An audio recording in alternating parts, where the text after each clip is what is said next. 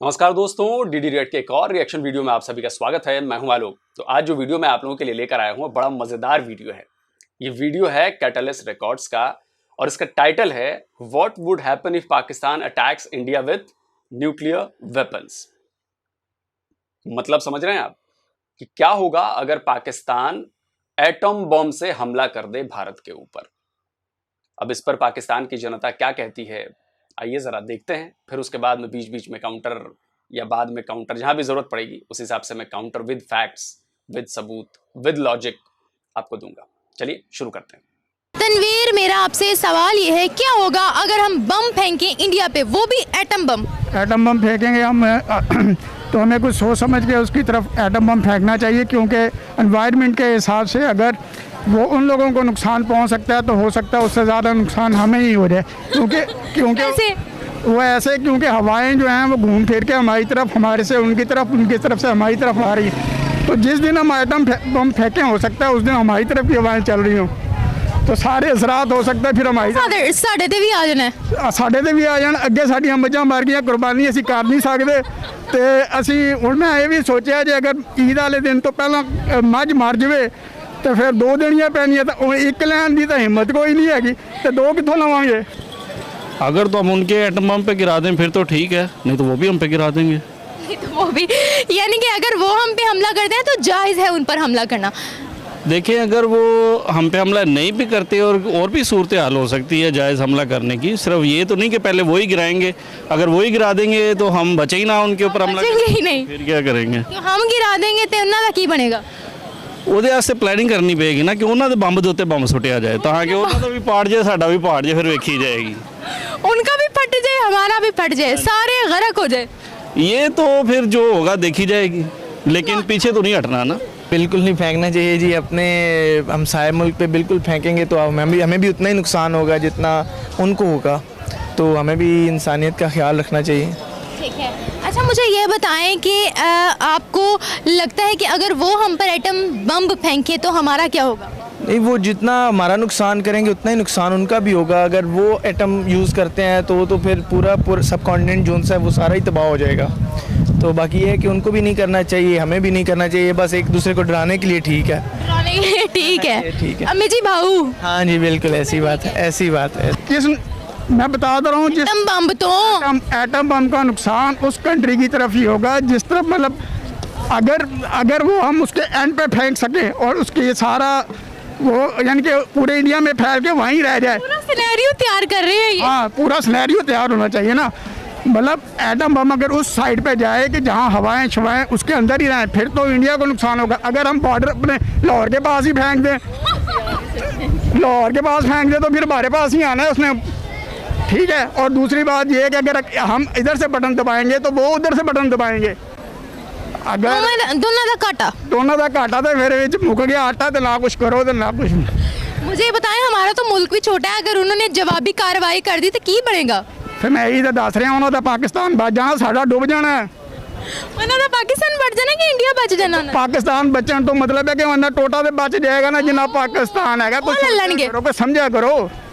अच्छा, आप मुझे बताएं, टेक्नोलॉजी में अगर हम देखें तो पाकिस्तान और इंडिया को आप कहाँ देखते हैं? देखें जी, अगर हम टेक्नोलॉजी को देखें, जो हमारी एयरफोर्स वगैरह, जो नेवी वगैरह, जो अपने अपने यानी कि तारुफी प्रोग्राम जो चलाती रहती हैं, उनके हिसाब से तो हम आगे लगते हैं। जैसे अभी कुछ दिन पिछले 2-4 अटैक भी किए हैं इंडिया ने, और जो अभी जिसमें काफ़ी शाफी बुलाई गई है उनको, तो वो उसमें तो ऐसा लगता है कि हम आगे हैं, लेकिन ये कोई पता नहीं होता कि भाई अल्लाह आगे होना चाहिए। जिसकी अल्लाह रखवाली करे ना वही आगे है, अदरवाइज तो कुछ भी नहीं है। टेक्नोलॉजी उनके पास ज़्यादा है या हमारे पास? मेरे ख्याल में टेक्नोलॉजी, हथियार वगैरह उनके पास ज़्यादा है, हिम्मत हमारे पास ज़्यादा है, हौसला और समझ हमारे पास है कि उनको इस्तेमाल कैसे करना है। अच्छा, ऐसी बात है। ये जो समझ वाली बात कही ना, मुझे उस पर एक बात याद आ रही है।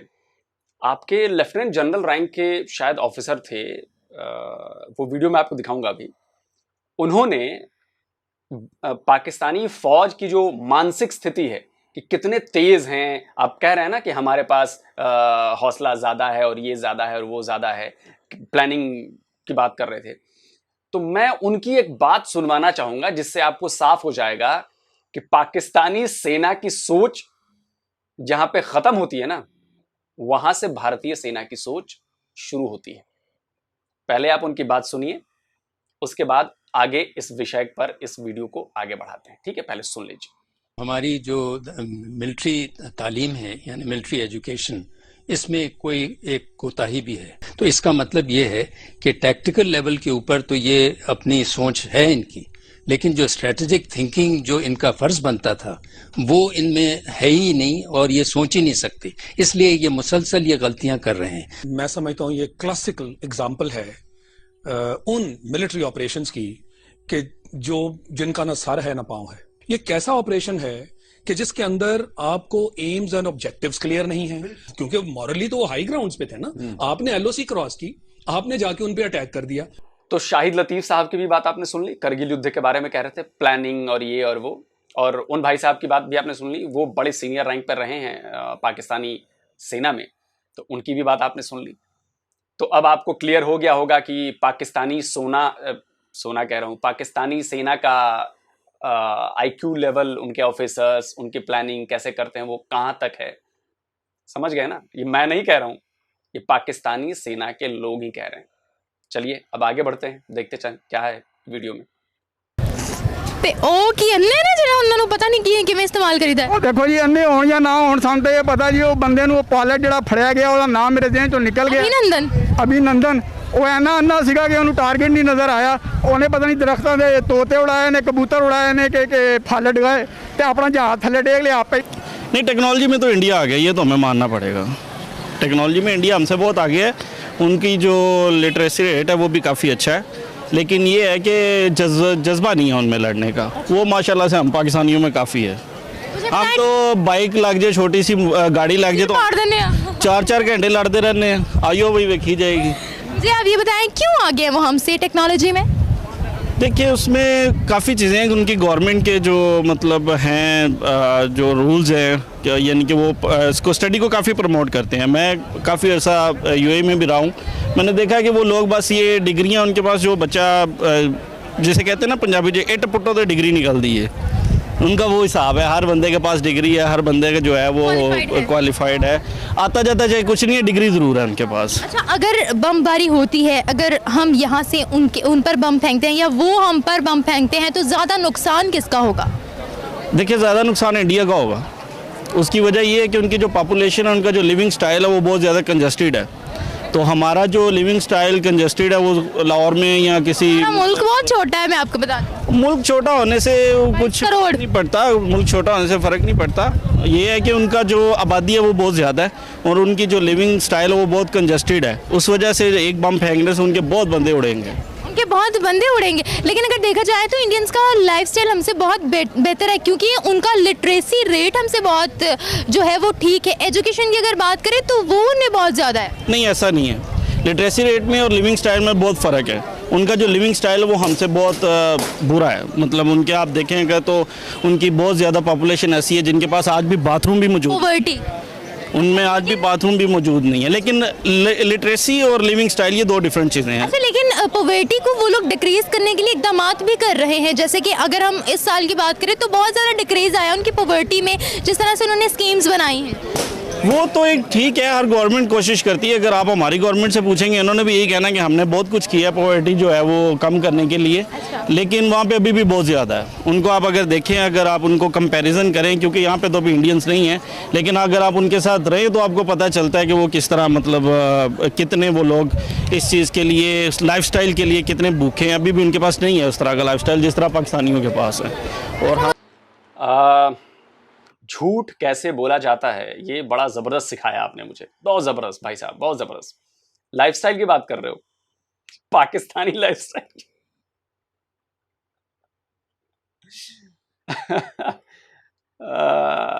अकल के अंधे हो आप, आंखों से नहीं अकल से अंधे हो। कुछ ऐसी बात बोलो जिसको प्रूव किया जा सके, कुछ ऐसी बात कहनी चाहिए जिसको सपोर्ट करने के लिए आपके पास फैक्ट्स हों। आपने भारत के शहर देखे हैं? लाइफस्टाइल की बात करते हो आप, भारत के लाइफस्टाइल से आपका मैच नहीं है कहीं पे। आपने कई सारी बातें कही, एक एक करके आता हूं। आपने कहा कि गुर्बत बहुत ज़्यादा है। ठीक है, गुर्बत मैं बता देता हूँ। अभी लेटेस्ट रिपोर्ट आई है IMF की, हमने एक्सट्रीम पॉवर्टी 1% से भी कम कर दी है। ठीक है, आपके यहाँ जो नॉर्मल पॉवर्टी है वो 34-35% है। शायद वर्ल्ड बैंक की रिपोर्ट आई थी, उसमें इस बात का जिक्र किया गया था। आप सोचिए कि 22 करोड़ की जनसंख्या में से 34 से 35% लोग गरीब हैं। हमारे यहाँ 6 से 7% है। अगर परसेंटेज वाइज हम कंपैरिजन करें ना, आप कंपैरिजन की बात कर रहे हो, आपने तो इंडिया देखा नहीं है। पाकिस्तान की रिपोर्ट्स हम पढ़ते रहते हैं तो हमें पता है कि पाकिस्तान में क्या है, तो आप भी इंडिया के रिपोर्ट्स या इंडिया के ऊपर जो इंटरनेशनल ऑर्गेनाइजेशंस की रिपोर्ट आती है वो पढ़ते रहो, तब आपकी जानकारी बढ़ जाएगी। इस मामले में पाकिस्तानी बेचारे बड़े कमजोर हैं, बस जो चीजें आ जाती हैं वही देख लेते हैं, फैक्ट्स चेक नहीं करते। इंडिया की पॉवर्टी जो है वो 6 to 7% है, आपकी जो है वो 34 से 35% पॉवर्टी है। तो इसका जवाब मैंने आपको दे दिया कि कौन ज्यादा गरीब है। अब आते हैं दूसरी तरफ की लाइफस्टाइल। लाइफस्टाइल किस चीज से सुधरती है? जब आपकी कमाई ज्यादा हो। आप समझ रहे हो, आपकी जेब में पैसे हो तो आपका लाइफस्टाइल बहुत अच्छा हो जाता है। तो अगर हम पाकिस्तानी और भारतीय लोगों की कमाई के बारे में बात करें तो मैं कुछ नहीं कहूंगा। आप ही के पाकिस्तान का अखबार है, उसी अखबार में एक खबर पब्लिश हुई थी, शायद पिछले ही साल नवंबर हो होगी, मतलब यही 7-8 महीने पहले, 10 महीने पहले। इसकी हेडिंग पढ़ लीजिए कि पाकिस्तानी लोगों की कमाई कितनी कम है, और ये वर्ल्ड बैंक का डेटा था। तो वर्ल्ड बैंक का डेटा भी मैं आपके सामने पेश कर देता हूं। तो शायद भारतीयों की जो कमाई है वो नियर अबाउट $2300 है, पर कैपिटा इनकम जिसे कहते हैं। पढ़ लीजिएगा, चेक कर लीजिएगा, तो करीब $700 पर कैपिटा का फर्क है। आप ये बात समझ रहे हैं? $700, यानी कि करीब करीब अगर पाकिस्तानी रुपए में कहूं तो बहुत ज्यादा हो जाएगा यार। मुझे लग रहा है 200 कितना 200 के आसपास आपका डॉलर है, शायद 200 के आसपास है या 200 ज्यादा। एग्जैक्ट रेट अभी इधर देखे नहीं मैंने। तो करीब करीब 1.5 लाख रुपए ज्यादा कमाते हैं भारतीय आपसे। अगर पर कैपिटा पर एक आदमी की बात की जाए तो आपसे पाकिस्तानी रुपए में करीब 1.5 लाख रुपए से ऊपर हम ज्यादा कमाते हैं, और उसके बाद भी आप कहते हो कि लाइफस्टाइल जो है वो आपकी बेहतर है। कहां आपकी $250 बिलियन की इकोनॉमी और कहां हमारी $3.5 ट्रिलियन की इकोनॉमी, और तब आप कहते हो कि लाइफस्टाइल जो है वो पाकिस्तानियों का बहुत बढ़िया है। अबे जब जेब में पैसे नहीं होंगे तो लाइफस्टाइल कहां से बनाएगा? घंटा। बहुत अच्छा करते हो आप लोग। ये लोग जब ये जो हवाई बातें आप लोग जब करते हो ना तो बड़ा मजा आता है यार। बिल्कुल फैक्ट्स के सामने फुस हो जाती है, फिर सारी दुनिया आपको देख के हंसती है कि देखो कैसी बातें कर। इसीलिए पाकिस्तानियों की छवि ना बड़ी खराब है पूरी दुनिया में, झूठ बोलने के मामले में। मुझे ये बताएं, अगर हम उन पे फेंक देते हैं बम तो क्या रिएक्शन देंगे वो हमें? आपने फेंक ही जाना, आज छोड़ें अब। सवाल है ना मेरा। वो रिएक्शन क्या देंगे? वो बात तो फिर वही है ना कि अगर तो हम बम सुटन साडे ते तो कोई गल नहीं, फिर जो लड़ना है तो फिर 2 मारनियां ने तो 4 खानियां भी पैनियां, या 4 मारेंगे या 4 खावांगे। टेक्नोलॉजी में वो हमारे से बहुत ज़्यादा आगे हैं, वो काफ़ी देर पहले का बना हुआ है, और हमें तो अभी 74-75 ईयर्स ही हुए हैं। तो बाकी ये है कि हम उनसे काफ़ी पीछे हैं, पढ़ाई में भी, टेक्नोलॉजी में भी, IT में, हर चीज़ में पीछे हैं। तो हमें कोशिश करनी चाहिए हमें भी आगे से आगे जाने की। उनकी तरह नहीं तो कम से कम आप जाएं लंदन वगैरह, जैसे आजकल हमारे बच्चे जा रहे हैं पढ़ने के लिए, या ऑस्ट्रेलिया जा रहे हैं, तो वहाँ से पढ़ के अच्छा आएंगे तो इंशाल्लाह ताला हम भी आगे निकलेंगे। हम क्यों बाहर के ममालिक का रुख करते हैं पढ़ाई के लिए, और इंडिया हमसे इन सब चीज़ों में आगे क्यों है? यहाँ पे एक तो जॉब्स नहीं है, दूसरा ये है कि आप यहाँ पे वो नहीं कर सकते बिल्कुल भी ना, आपकी वेज जो सी है ना वो यहाँ पे आपको उतनी नहीं मिलती। आप यहाँ पे जितना भी अच्छा पढ़ लें, मास्टर ग्रेजुएशन भी कर लें, तो आपका 20, 30, 40, 50,000 आपकी सैलरी है। यही आप अगर बाहर जाएंगे तो आपको तकरीबन है 4 से 5 लाख रुपए आप कमा सकते हैं। तो हर बंदे को अपनी फैमिली सपोर्ट करनी पड़ती है, तो इसलिए फिर सारे लोग थोड़ी सी कोशिश करके चले जाते हैं बाहर, 15-16 लाख लगा के बाहर। अगर हम इंडिया की बात करें तो what would you like to से?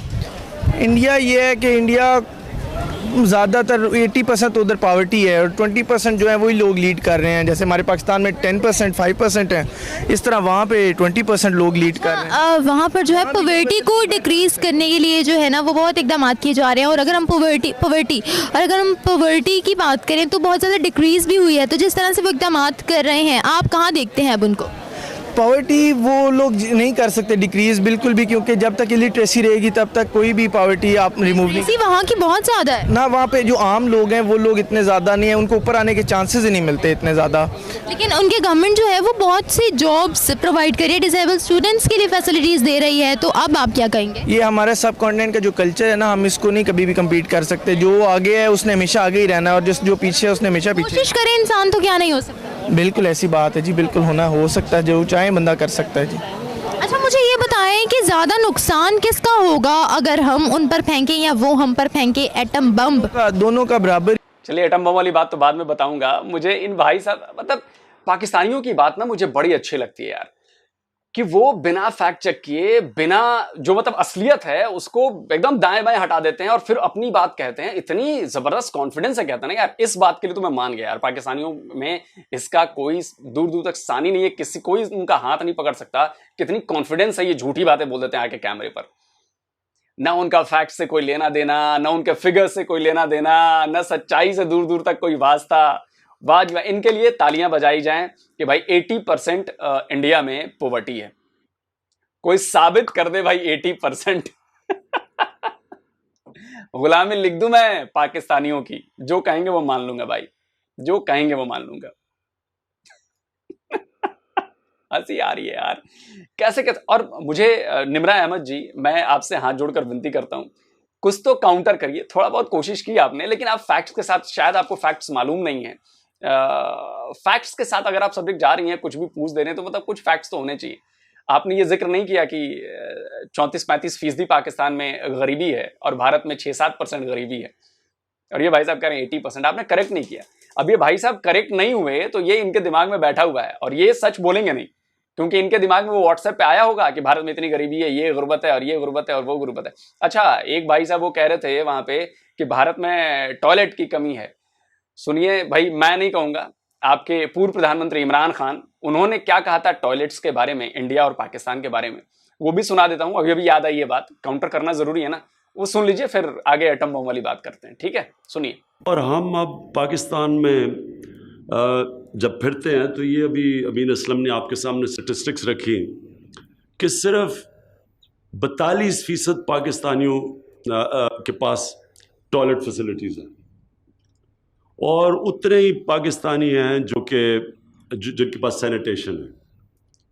और फिर ये भी दिखाया कि हिंदुस्तान पिछले 4 साल में वो इस चीज़ के ऊपर काबू पा रहा है, हमारे से आगे निकल के। हमारे हालात थे उनके भी। अगर इसके बाद भी आपको शर्म नहीं आ रही है आपको ये बात कहते हुए, तो मैंने एक वीडियो बनाया है डिफेंस डिटेक्टिव पर, उसका लिंक मैं नीचे दे दूंगा। टॉयलेट एक पाकिस्तानी कथा, उसमें और विस्तार से मैंने समझाया है कि ये जो पाकिस्तानियों द्वारा प्रोपेगेंडा फैलाया जाता है कि भारत के लोगों के पास टॉयलेट नहीं है, उनकी कैसे धज्जियां उड़ाई हैं ना मैंने। अगर शर्म हो तो वीडियो जाके देखिएगा, और उसमें अगर मैंने कोई एक गलत फैक्ट दिया हो तो प्लीज उसका काउंटर लेके आइएगा। चलिए आगे बढ़ते हैं भाई। एटम बम वाली बात सबसे आखिर में करूंगा, इसका काउंटर होगा, कभी भी किसी का ज़्यादा या कम नहीं हो सकता, सबके बराबर ही नुकसान होगा। इसलिए तो लोग एक दूसरे को सिर्फ डराते हैं, करते कुछ नहीं है। हाँ जी, जिस दिन सच में ये हो गया फिर वो तो फिर एंड है जी, World War 3 तो होगी इंशाल्लाह। इंशाल्लाह होगी, हमारे पाक में जिक्र होगी इंशाल्लाह ताला। तो आपको नहीं लगता? अच्छा, मुझे ये अब प्रेजेंट सिचुएशंस जो भी जा रही हैं पाकिस्तान और इंडिया की, आपको क्या लगता है कि क्या वॉर हो सकती है? नहीं, वॉर इतने वो नहीं है, बहादुर नहीं है कि वो वॉर कर सकें। बस लोग वो डराने के लिए होते हैं। काफ़ी देर से ये यहाँ पे इनकी फ़ौजें खड़ी हुई हैं, और अभी भी है कि अब इनको आप नहीं कर सकते, ये लोग लड़ नहीं सकते, ये सिर्फ बोल सकते हैं, लड़ नहीं सकते। अच्छा, वो लोग भी हमारे भाई बहनें हैं, तो आप नहीं चाहते कि हम जो है उनसे दोस्ती करें? अब जो खलिशें हैं हमारे दरमियान वो मिट जानी चाहिए। नहीं, मिटनी चाहिए जी, बिल्कुल। ये सिर्फ वो जो अनपढ़ लोग हैं वही लोग इस बात को ज़्यादा करते हैं कि जी हमने उनके ऊपर फेंकना चाहिए, यूँ करना चाहिए, वो करना चाहिए। हमें नहीं करना चाहिए, बिल्कुल भी नहीं। अब अगलों का भी एहसान, उनका मतलब रखें, आप उनका एहसास रखें दिल में, वो आपका एहसास रखें दिल में, बिल्कुल एक दूसरे को। Two way. हाँ बिल्कुल, ह्यूमैनिटी को। आपका एहसास तो बहुत बढ़िया है कि वो जी वो बहादुरी नहीं है, वो लड़ ही नहीं सकते हैं।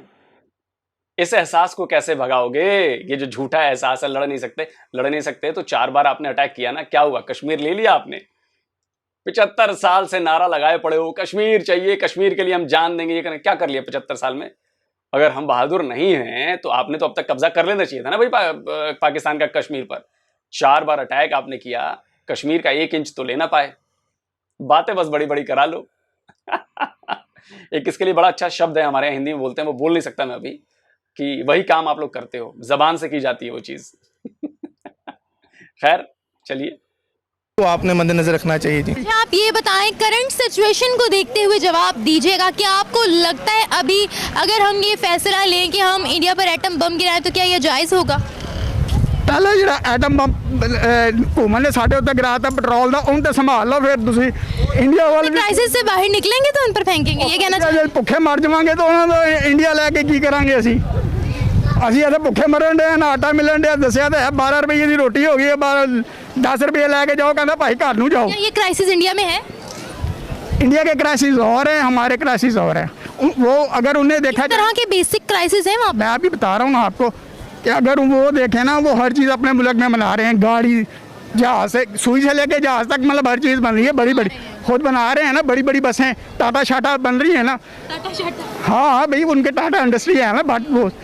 और दूसरा फिल्म इंडस्ट्री देख लें जी, 4-4, 5-5, 10-10 करोड़ से कोई कम लेता ही। टेक्नोलॉजी में भी खुद मैन्युफैक्चरिंग करें, जबकि हम लोग इंपोर्ट करें। उनकी आईटी जो है हमारी आईटी से बहुत आगे है। अब उसको इस्तेमाल आए या ना आए वो अलग बात है। इस्तेमाल आंदा है तो अगे ने ना, और नहीं इस्तेमाल नहीं आंदा, बस वो बनाने ही आंदे ने। इस्तेमाल आंदा दसिया नहीं टारगेट ते। जे ਉਹਨਾਂ ਨੂੰ ਇਸਤੇਮਾਲ ਨਾ ਆਂਦਾ ਹੁੰਦਾ ਤੇ ਅੱਜ ਆਈਟੀ ਵਿੱਚ ਕਿਵੇਂ ਅੱਗੇ ਹੁੰਦੇ, ਕਿਵੇਂ ਉਹਨਾਂ ਦੇ ਮੁਲਕ ਵਿੱਚ ਇਨਵੈਸਟਰ ਆਂਦੇ? और इन्वेस्टर इस करके आ रहे हैं कि साढ़े देखो ना, साढ़ा इन्वेस्टर, साढ़ा जो इंडस्ट्रीयल का शोभा सीगा बांग्लादेश क्यों चला गया?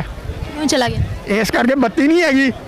क्राइसिस हमारे अपने है ना, इसीलिए तो हमारे मुल्क में इन्वेस्टर नहीं आता। क्राइसिस साढ़े नहीं है, साढ़े हुक्मराना दे है जिन्होंने साढ़े ते पाते ने। नील गवर्नमेंट, तो क्या इंडिया की गवर्नमेंट अच्छी है?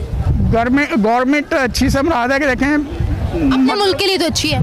अपने मुल्क के लिए मैंने जो सुना है, जो समझा है, वो ये है कि वहाँ कोई चीज़ अगर इंडस्ट्री आती है तो वो मतलब अपने मुल्क के लिए उनको कहते हैं जी कैसे चलोगे, और हमारे जो हैं वो कहते हैं जी हमारे लिए कैसे चलोगे। पहले अपना कमीशन रखते हैं, फिर आगे कोई हिसाब चलता है, ठीक है। वो सिंपली आवाम के लिए सोचते हैं, बेशक मुसलमानों के लिए नहीं सोचते, मुल्क के लिए तो मुल्क के लिए सोचते हैं। Thank you. मुल्क के हिसाब से चल रहे हैं, हम लोग अपनी जेब के हिसाब से चल रहे हैं। Thank you so much. हाँ, ये है मसला। जी तो व्यूवर्स, ये थी हमारी आज की वीडियो। होप सो, उम्मीद करती हूँ कि आपको हमारी वीडियो अच्छी लगी होगी, वीडियो का टॉपिक आपको अच्छा लगा होगा और आपने पूरी वीडियो देखी होगी। अगर आपको हमारी वीडियो अच्छी लगी हो तो हमें कमेंट बॉक्स में लाजमी बताइएगा, लाजमी मेंशन कीजिएगा। इसी के साथ मुझे दीजिए इजाज़त, मैं मिलूंगी आपसे एक नए वीडियो, एक नए कंटेंट के साथ। लेकिन तब तक अगर आपने कैटलिस्ट रिकॉर्ड्स को सब्सक्राइब नहीं किया तो सब्सक्राइब लाजमी कर दें और साथ ही साथ बेल के आइकन को भी दबा दें ताकि आने वाली वीडियोस की नोटिफिकेशन आपको टाइम से मिल जाए। अल्लाह हाफिज़। देखिए, मैं तो एक ही सजेशन दूंगा कैटलिस्ट रिकॉर्ड्स पे जो भी आते हैं। आमना, क्या नाम था उनका, आमना थी, पूरा नाम मैं भूल रहा हूँ, निमरा हैं। मैं आप लोगों से यही कहूँगा कि प्लीज़ फैक्ट्स ज़रूर बताया करें।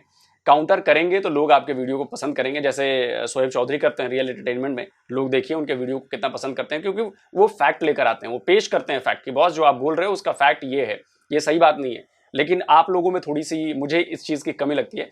आप इसको सजेशन की तरह लीजिए, आप इसको क्रिटिसाइज मैं नहीं कर रहा आपको, मैं सजेशन की तरह कर रहा हूँ कि इससे आपकी बेहतरी होगी। ये तो हो गई पहली बात। दूसरी बात, भाई साहब ने कही कि मुसलमानों पे जुल्म होता है, और ये वो बात लास्ट में कह गए जो उनके दिल में बात थी, जो हर पाकिस्तानी के दिल में रहती है।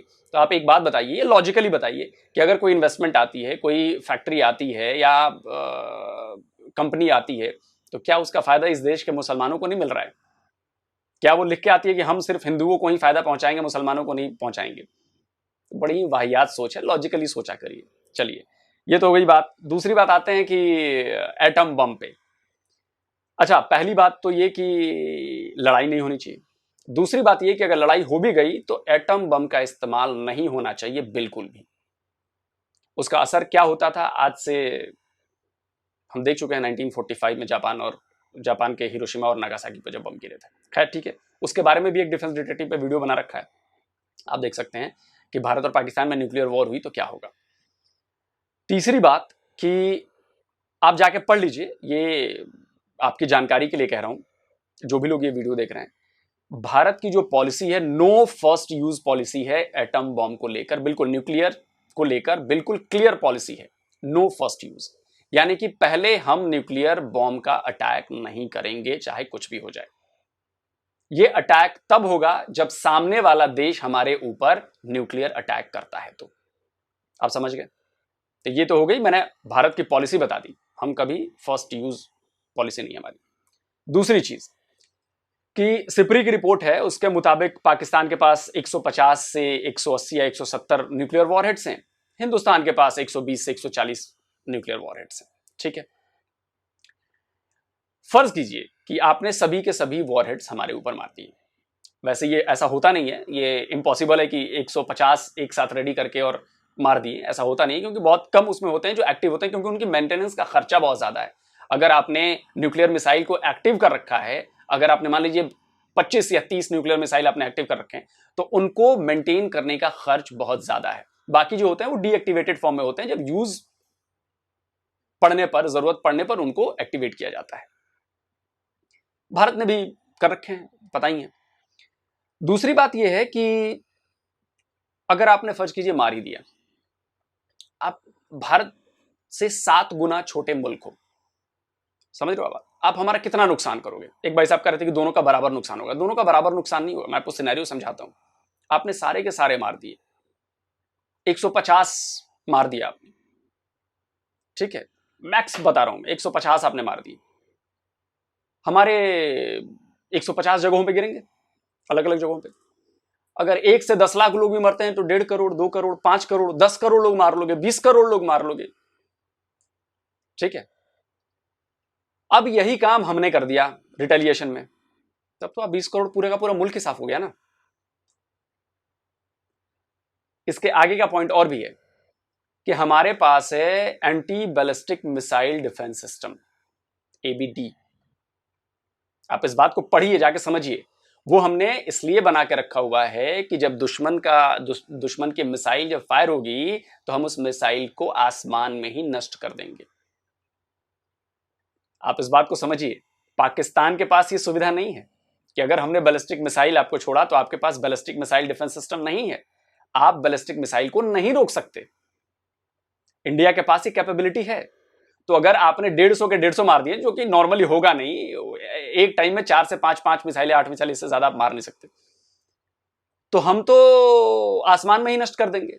मान लीजिए कि आपने 150 मारे, उसमें से हमने 100 उड़ा दिए, 50 आके गिर भी गए, मान लीजिए 20 करोड़, 25 करोड़, 30 करोड़ लोग मर गए।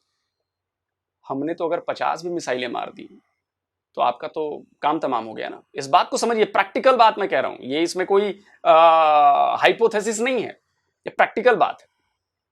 और जो भाई साहब कह रहे थे कि रेडिएशन और ये, वो तो होगी, रेडिएशन वो तो होगी। तो बताइए कि कैसे होगा, पाकिस्तान तो खत्म हो जाएगा।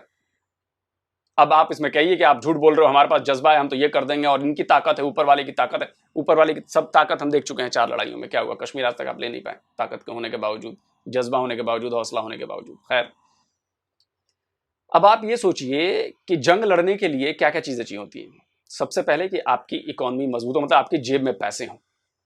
तो पाकिस्तान की इकोनॉमी कैसी है वो आप देख ही लेंगे। तो जंग लड़ने की औकात नहीं है आपकी, बात समझिए। उसके बाद जरूरत पड़ती है एनर्जी की, तेल की, वो भी आपके पास नहीं है, हमारे पास है। पढ़ लीजिएगा, है हमारे पास। जेब में आपके पैसे नहीं है और चलेंगे आप लड़ने, तो लड़ाई सिर्फ हौसले, जज्बे और रूहानी ताकत से नहीं होती। उसके लिए चाहिए पैसा, उसके लिए चाहिए तेल, उसके लिए चाहिए गैस, उसके लिए चाहिए सपोर्ट, उसके लिए चाहिए मैन्युफैक्चरिंग, डिफेंस मैन्युफैक्चरिंग। कुछ नहीं आपके पास, आप सब चाइना से मंगा रहे हो। और चाइना ऐसा आपको धोखा देगा कि आपको आइडिया भी नहीं है। अच्छा, 99 में तो थी ना आपके पास भी न्यूक्लियर पावर, क्यों नहीं एटम बम मार दिया? एटम बम चला दिया भारत ने, तो क्या होगा मैं आपको सुनवाता हूं, आप ही के एक्सपर्ट्स की जुबान। See our nuclear weapon capability, according to ourselves, India specific. India specific. This is what we've always said. This is absolutely ridiculous. What do we mean by that? Some madman sitting there will press the button and you'll have nuclear war. and 1 or 2 bombs in Pakistan will finish Pakistan, but won't destroy India. We have no need for this weapon. And if we use it, we'll destroy Pakistan. It's not at all necessary. We have no nuclear threat. This stupid idea of we are nuclear power. Who are you going to use your nuclear weapons against? If you use one, you will get destroyed. सुन लिया आपने? तो ऐसा है कि ये हौसला जज्बा सब धरा का धरा रह जाएगा पीछे और आपका मुल्क हो जाएगा बर्बाद। वैसे तो मुल्क आपका बिना लड़ाई के ही बर्बाद हो रहा है। संभाल लीजिए उसको, देख लीजिए। बाकी बड़ी बड़ी बातें करने के लिए पैसे थोड़ी लगते हैं। और सबसे अच्छी बात ये लगती है कि भाई ये वर्ल्ड वाइड देखा जाएगा वीडियो, तो लोग समझ में जाएं, लोग समझेंगे कि भाई पाकिस्तान के लोग क्या सोचते हैं और कितनी नॉलेज है उनके पास, किस बेहाई से झूठ बोलते हैं। तो जल्दी मिलता हूं एक और नए वीडियो के साथ। नमस्कार, जय हिंद।